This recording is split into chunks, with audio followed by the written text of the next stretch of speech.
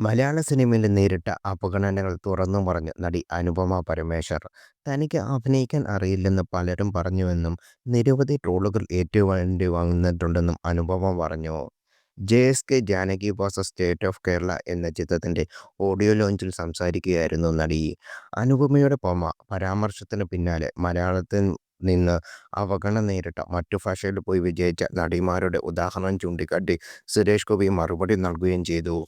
ഇതുപോലെ അനുപമയുടെ കരിയറിലും സംഭവിക്കുമെന്ന് സുരേഷ് ഗോപി ആശംസിച്ചു. ഒരുപാട് പേർ എന്നെ മലയാളത്തിൽ അവഗണിച്ചു. എനിക്ക് അഭിനയിക്കാൻ അറിയില്ലെന്ന് പറഞ്ഞിരുന്നു. ഒരുപാട് ട്രോളുകൾ ഏറ്റുവാങ്ങി എന്നായിരുന്നു അനുപമ പറഞ്ഞത്. പിന്നാലെ വേദിയിൽ സംസാരിക്കുകയായിരുന്നു സുരേഷ് ഗോപി അനുപമയുടെ വാക്കുകൾക്ക് മറുപടി നൽകിയത്. അനുപമ ഇവിടെ ഹൃദയം തുറന്ന് പറഞ്ഞ കാര്യങ്ങളെക്കുറിച്ച് ഇതാദ്യത്തെ സംഭവമല്ല അനുപമ. എനിക്കറിയാവുന്ന സത്യമുണ്ട്. സിമ്രാൻ ഒരുപാട് നമ്മൾ അവഹേളിച്ചു വിട്ട നായികയാണ്. പക്ഷെ പിന്നീട് മലയാളത്തിൽ നായികയായി വരാൻ അവർക്ക് പിന്നാലെ നടന്ന വൻ സംവിധായകരെ എനിക്കറിയാം.